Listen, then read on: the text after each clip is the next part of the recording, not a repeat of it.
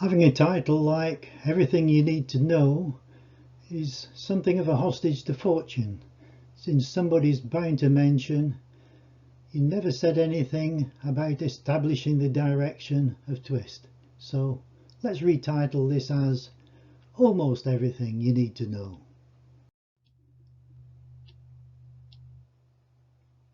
In the flight phase of a gymnastics movement, if a body holds a fixed configuration, it behaves just like a rigid body does. We can describe the three-dimensional motion of a rigid body or a human body using 3 rotations about 3 axes. The somersault axis is fixed in space and is typically horizontal. The twist axis is fixed in the body, so we have a twist to the left or a twist to the right. And the tilt angle is the angle between the twist axis and the vertical somersault plane. There are only 2 modes of motion for a rigid body. So if you throw a brick in the air, it can only do one of 2 things. Either we have a twisting somersault. Here we have a full twist in each somersault.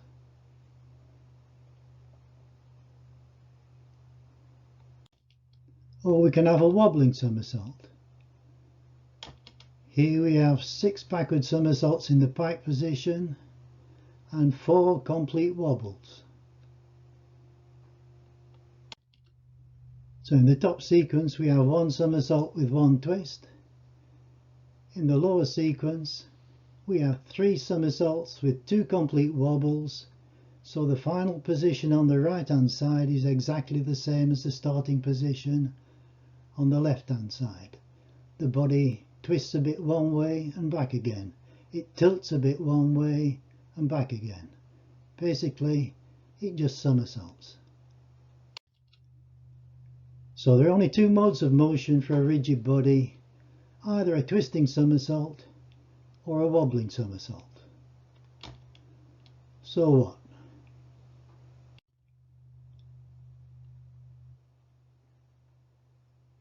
"60 years ago, a diving coach called George Rackham said that piking will slow the twist but will not stop the twist. This is based on the idea that if we have a certain amount of angular momentum about the twist axis, changing from a straight position to a pike position increases the moment of inertia, and so the twist rate will slow down. So here we have a pure twist, the body pikes, and the twist slows down.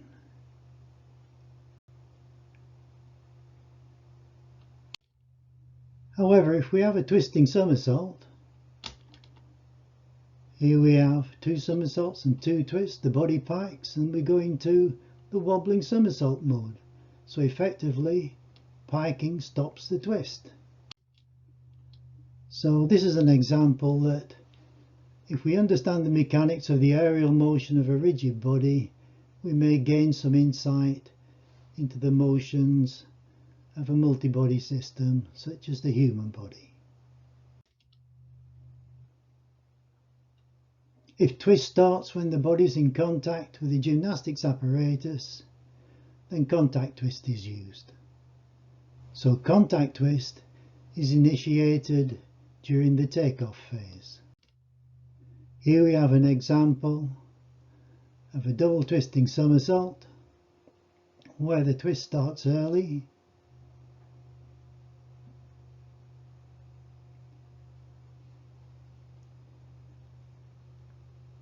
and if we look at the first frame of the flight phase, we see that the twist is already visible. So the twist has started during the contact phase. If twist starts when the body's lost contact with the gymnastics apparatus, then aerial twist is used. So aerial twist is initiated during the flight phase. This example, we have a full twist in which the twist is delayed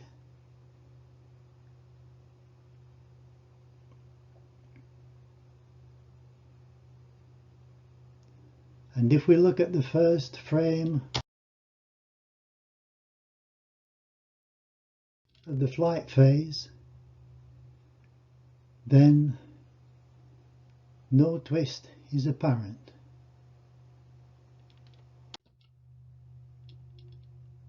We can produce an aerial twist without somersault, as is often demonstrated by dropping cats in an inverted position. You see the cat moves from a forward pike position through a side arch into a back arch and back round again into a forward flex position. 60 years ago, a researcher by the name of Donald MacDonald dropped cats like this and had a cat that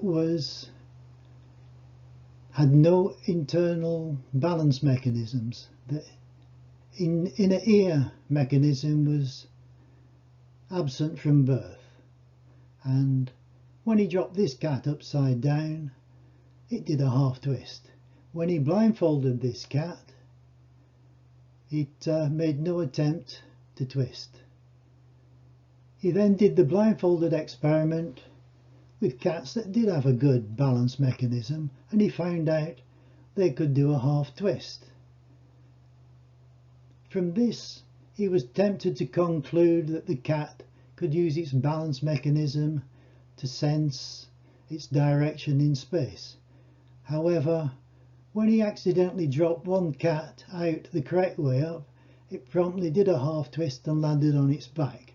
At this point, he gave up the experiments. Now, if he'd been a gymnastics coach, he would have known that the cat had learnt that it's being dropped and doing a half twist, and therefore the cat was expecting to have to do a half twist. This is a Christmas card I received from Aaron Johnson some time ago, demonstrating the hula hoop movement made by the cat's hips. Here we have Sue Chalice, 1984 World Trampoline Champion, waiting for me to give her an airborne instruction to do 2 complete cat twists.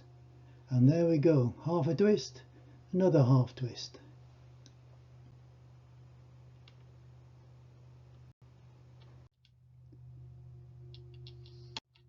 If we have somersault, then it's easier to twist. If the body's somersaulting about a horizontal axis, and then by some means it is tilted out of the vertical somersault plane, it will start to twist. And the bigger the tilt angle, the faster the twist. Much of the understanding I've gained on twisting somersaults has come from a computer simulation model which has 11 body segments connected by 10 joint centers. So there are 4 arm segments, 4 leg segments and 3 spine segments.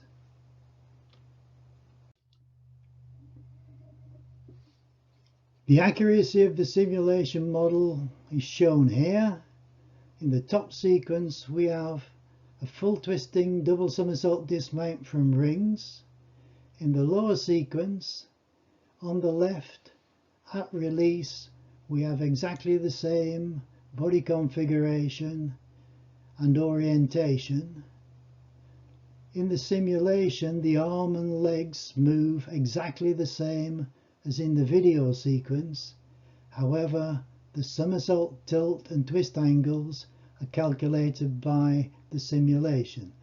So the agreement between the video and simulation drifts off as we go from left to right, so that at the final position on the right in the lower sequence, the simulation has over twisted slightly.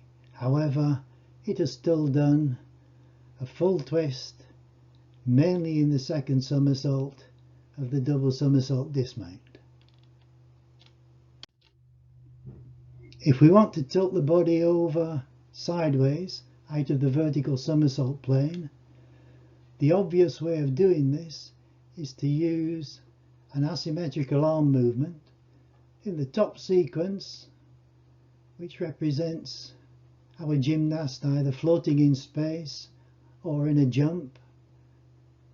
The arms move anti-clockwise from our perspective, and the body rotates in the opposite direction clockwise from our perspective in order to maintain the angular momentum as 0. In the lower sequence, we have a forward somersault where the angular momentum is not 0.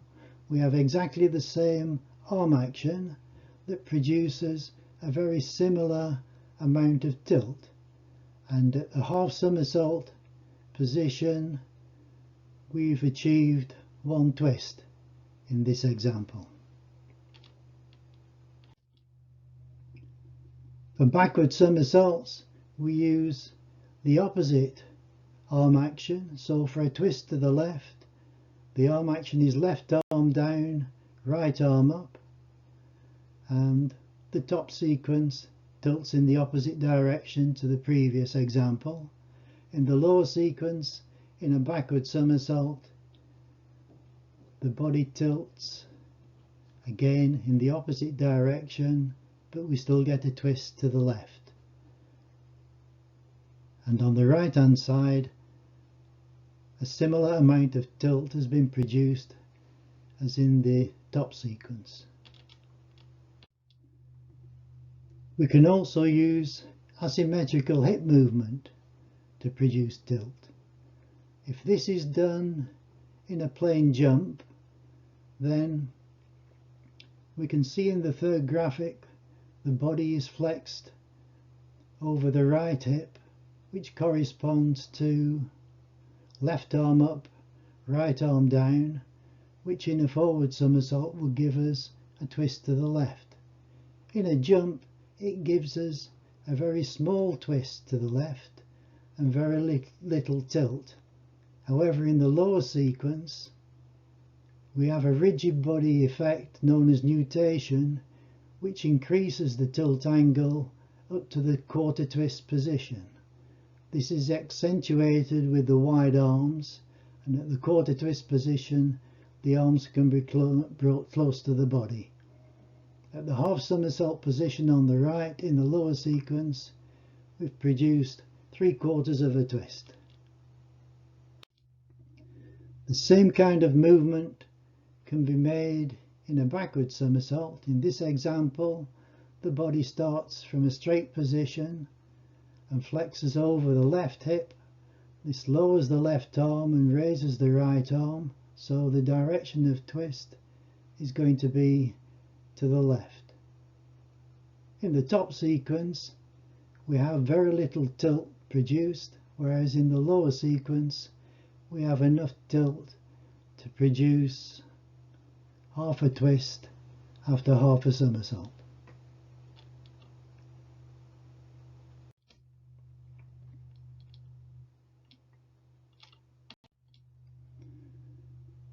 So here we have an example of asymmetrical hip movement producing 1.5 twists in the second somersault.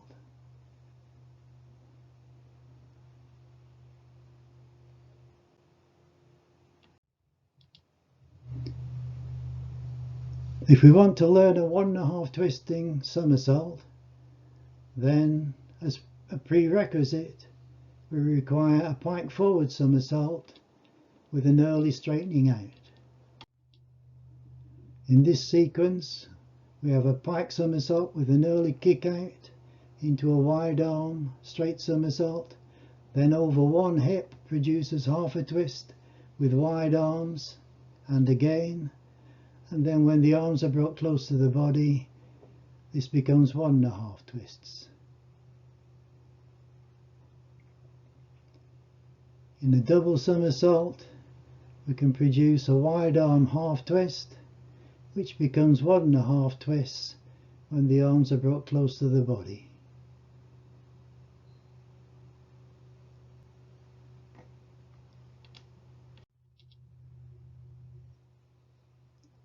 Here we see the twist to the right. In the second graphic, the body is flexed over the left hip,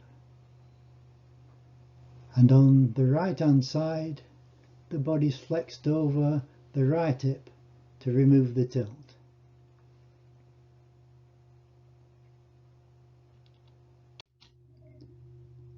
We have the same thing in a double somersault. Again, the twist is to the right here, with the body initially being flexed over the left hip in the fifth graphic. Then for the landing, the tilt is removed by a combination of asymmetrical hip movement and asymmetrical arm movement.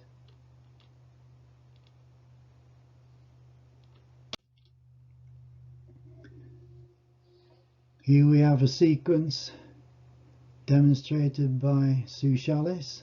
From a forward back somersault, we have the same movement with flexion over one hip, producing a wide arm half twist, and again. Then when the arms are brought close to the body, we have 1.5 twists, and again.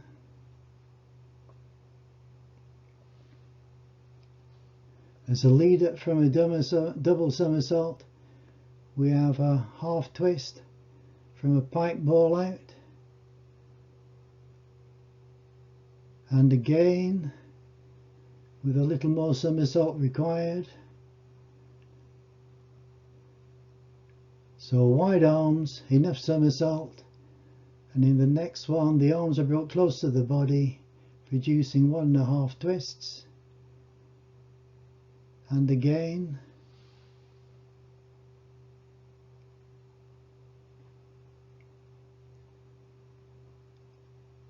in a double somersault we have a half twist with the arms close to the body all the time, another one with the arms a bit wider, a little more somersault required, and an extra one with the arms wide and sufficient somersault. So then when the arms are brought close to the body, we have 1.5 twists.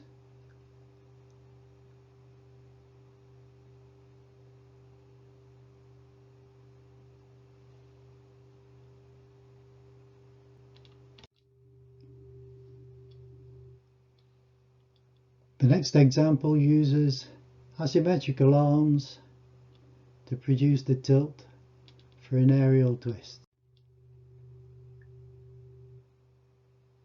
Here we have a straight backward somersault. And in this experiment we have the same takeoff with an instruction after takeoff to twist.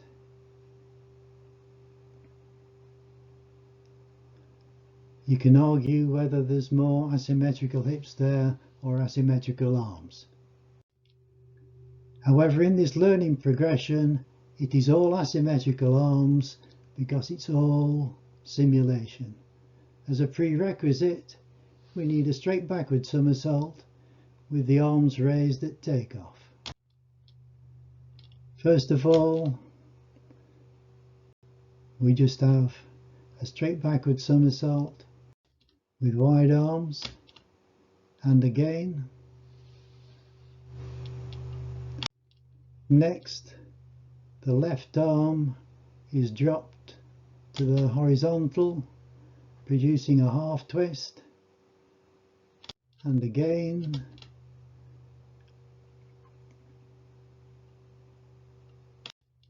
In order to produce a full twist, the left arm is lowered a little more, and again.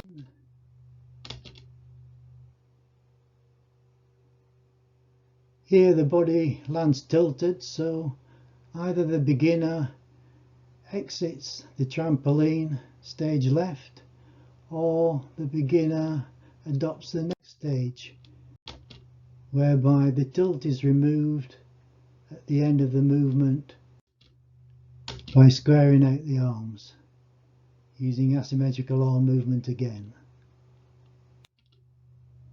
Finally, we have a left arm lowering followed by a lowering of the right arm and a square out at the end. And again.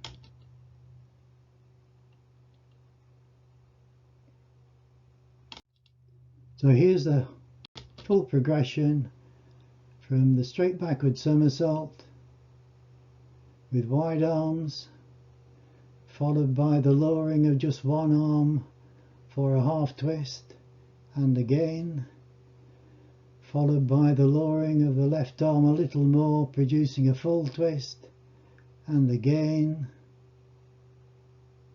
and then the same thing with the square out at the end, and again, and finally the sequential arm drop with a square out at the end. So this graphic shows the final movement of a sequential arm drop. First the left arm is lowered, then the right arm is lowered in a backward somersault, producing a twist to the left. The arms are held away from the body so that we only produce one twist. If the arms were brought close to the body in the mid phase, then we'd be able to obtain two twists in the somersault. We can do the same thing in a double somersault. Here we just have a double straight somersault. Next, we have a slight asymmetrical arm movement, producing a full twist. And finally, again we have a slight asymmetrical arm movement, producing a double twist. This last sequence is shown here for the two twists. You will notice that the twist starts relatively early, so that after one somersault we've got about 3/4 of a twist produced. So instead of a back in double full out, we could call this a late 3/4 in, 1 1/4 out. This is a demonstration of an earlier version of the progression for learning a full twisting backward somersault. We have one arm drops with a half twist to the right, and again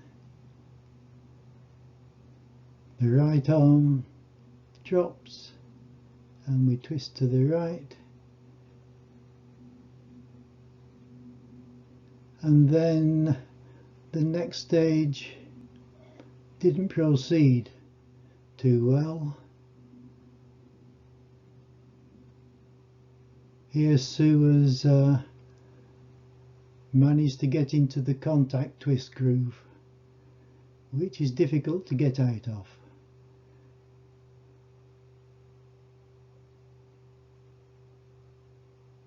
So we have 1 1/4 twists in the straight position as a progression for a back in full out. The same thing with a half twist produced by asymmetrical hips.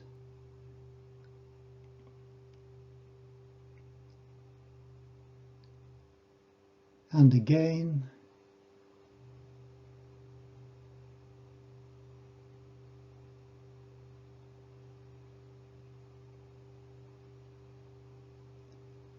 Then a little higher for a half twisting 1 3/4 straight.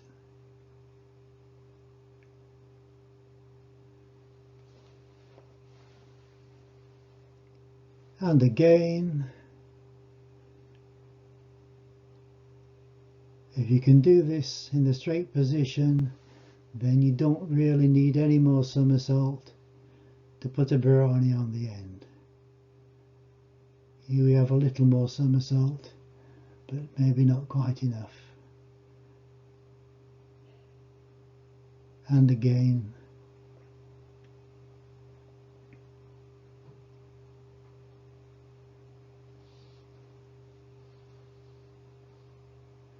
And once more in glorious slow motion.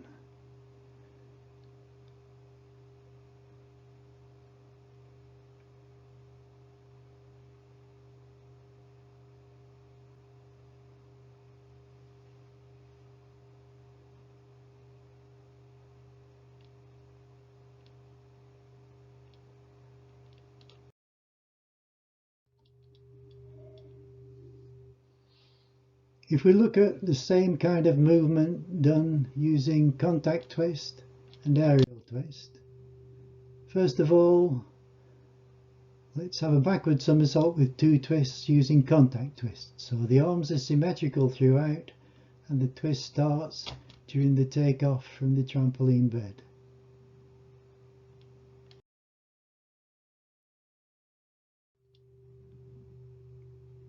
On the other hand, if we do it using asymmetrical arm movement for aerial twist, first one arm drops, then the other.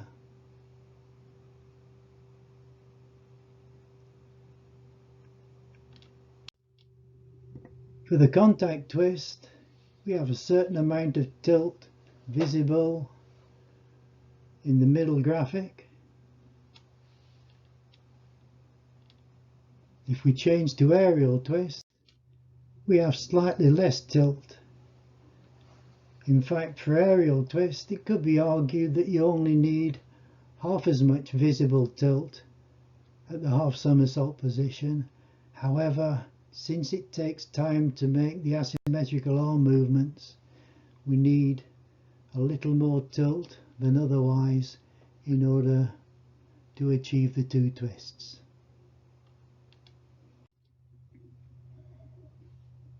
The situation in double somersaults looks somewhat different.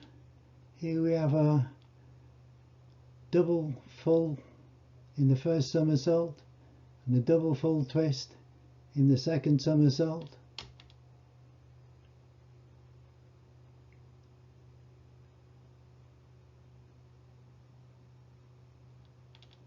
And the same movement using aerial twist, using asymmetrical arm movement.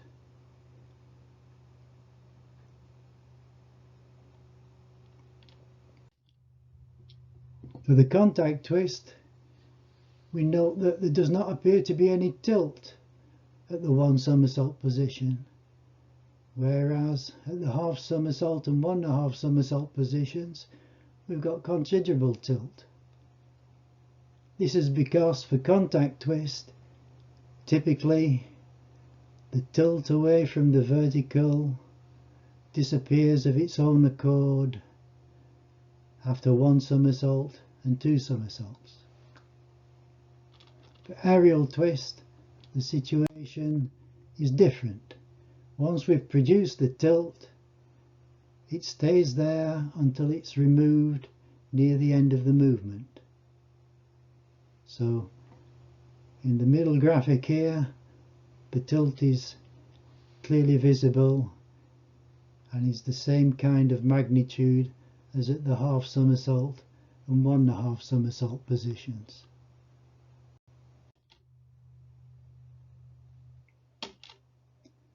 In many sports, we find that aerial twist is used by elite competitors rather than contact twist. And for aerial twist, the tilt is produced by asymmetrical arms and hips in the main.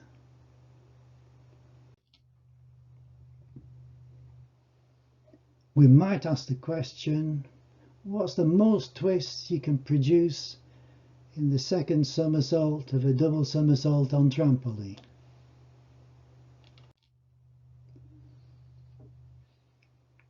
So for a double backward somersault,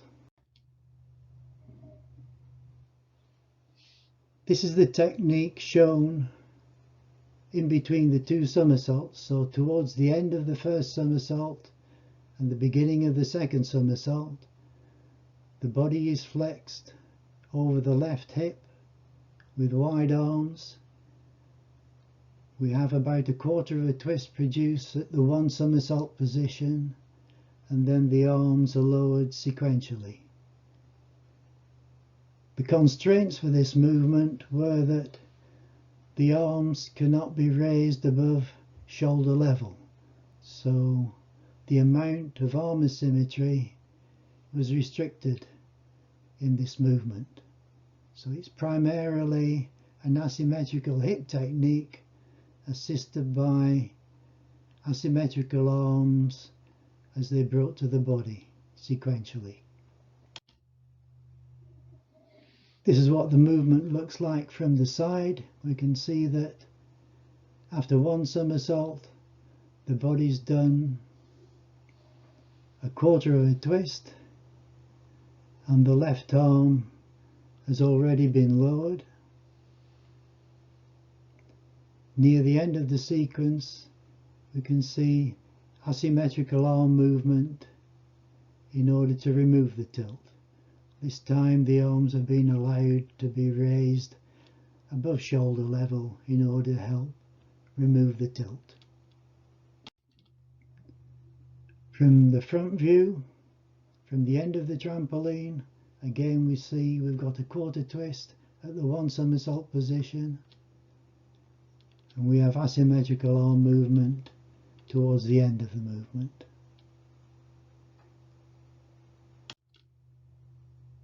This sequence just shows what body movements are made. Here we have the same movements in the double backward somersault and the side view.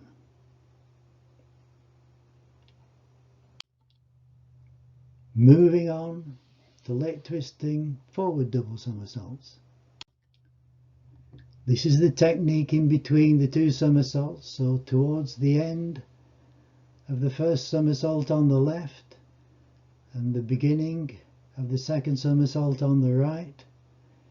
Again, in order to produce the tilt and twist, the arms may not be raised above shoulder level. So again, it's mainly an asymmetrical hip technique, with the arms being lowered sequentially.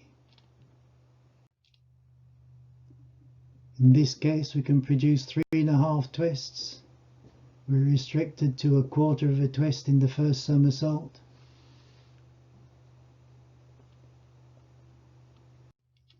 The front view shows the same thing. We have asymmetrical hips with wide arms, and then the arms are brought in sequentially.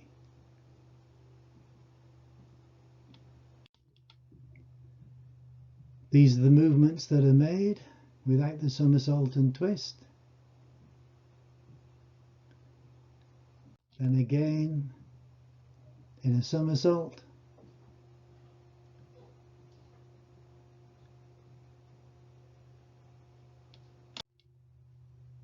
And then the side view.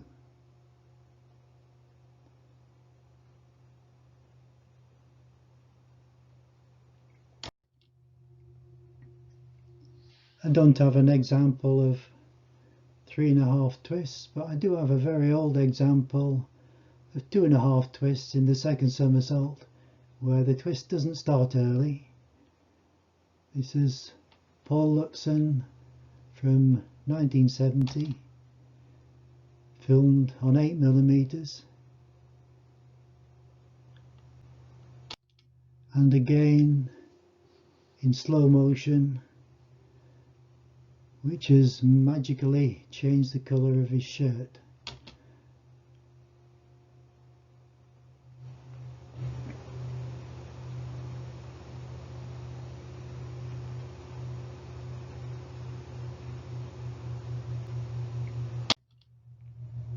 So, for double somersaults, on trampoline with twist in the second somersault.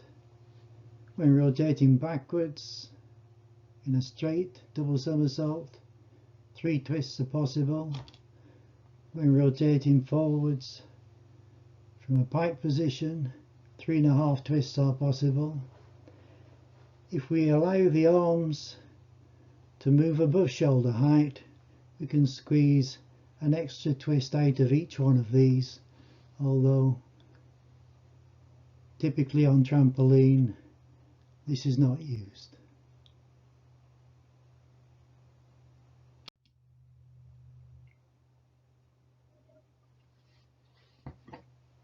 In both twisting somersaults and non-twisting somersaults, we need to control the movement.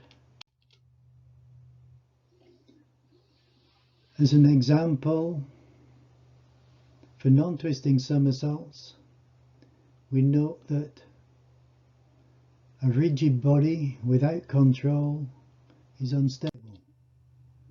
If we watch the second car here, it does a half twist and 2.5 somersaults and fortunately lands the correct way up. For a human doing a double straight somersault, in order to avoid producing an unwanted half twist, corrections can be made using asymmetrical arm movement. In this sequence we have a rigid body half twist followed by a control system in which the time delay increases, and as it increases you start to notice the asymmetrical arm movement more and more until the time delay becomes too big and we can't control it anymore. Here's Paul Luxon demonstrating a double backward somersault, and we can't really see any arm correction, although it has to be there.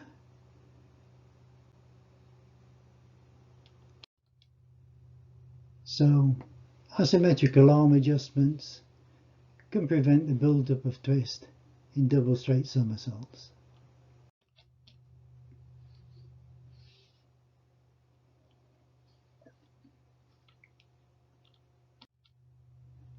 Here we have a virtual reality system whereby there are magnetic sensors on the arms which will be translated into the simulation. So the arm movement in the simulation is a reflection of the arm movement made by our gymnast. The idea is to produce a full twist in the second somersault. So there we have a back in full out. This is my attempt at the same thing. The computer is programmed just to do a double straight somersault unless the arms direct it otherwise. So we have my left hand going in front of the screen there and back up to square out at the end. Virtual reality can also be used to help view during a somersault. Here we have a Leifel full in the aerials event of freestyle skiing. This is the head cam view of that movement. So we see snow, snow and snow, and only on the run out do we see any blue sky. So the skier positions his head so as to be looking downwards all the time.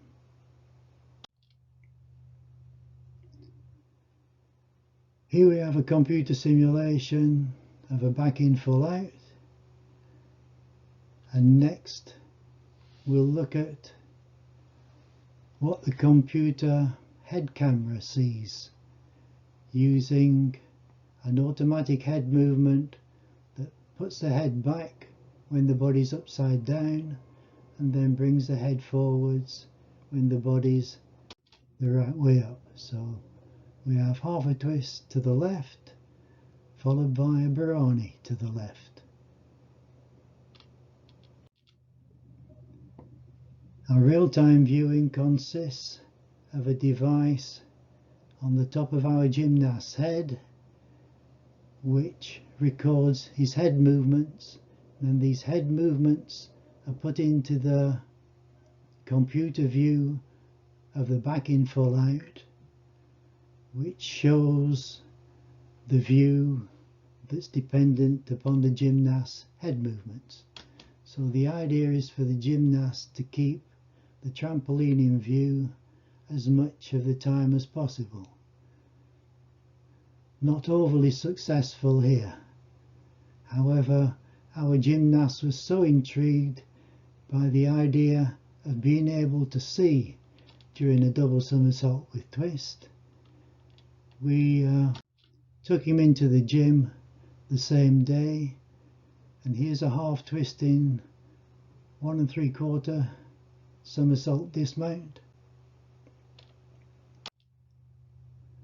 followed by an extra quarter somersault and an extra half twist.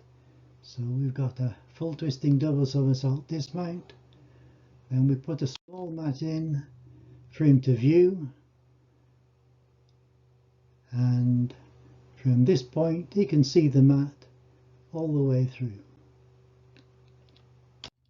In that last movement, this sequence shows that from the initial upside down position in flight, the head is back and the mat is in view. After another half somersault and a quarter twist, the chin is down looking at the mat, and after another half somersault and 3/4 of a twist altogether, the head is back again so the gymnast can see the mat.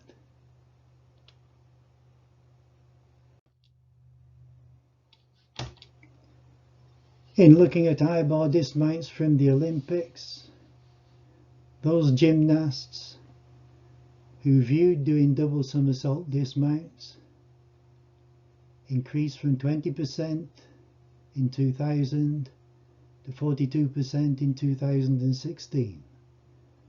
This shows that it seems to be useful having viewing during high bar dismounts, and also it's an increasing trend.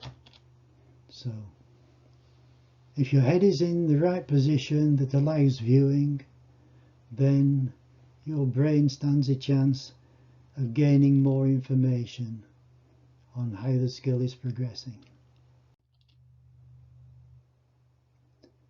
For articles on twisting, if you do a Google search for SSEHS aerial, you'll get to a place where you can download various articles for free, some of them technical, some of them for the more general reader. I'd like to acknowledge Sue Chalice for the progressions that were shown, Paul Luxon for the roundy out fliffers, Will Trude for the full twisting and double twisting tumbling sequences, Mikhail Begon for the virtual simulation, Tim Sanders for the virtual viewing, and John Knight for writing the software for the computer graphics. This is my view of the world from the mid-70s, and it pays to see where you're going. Finally, I'd like to give a big thanks to European Gymnastics for giving me the opportunity to present this talk. Thank you.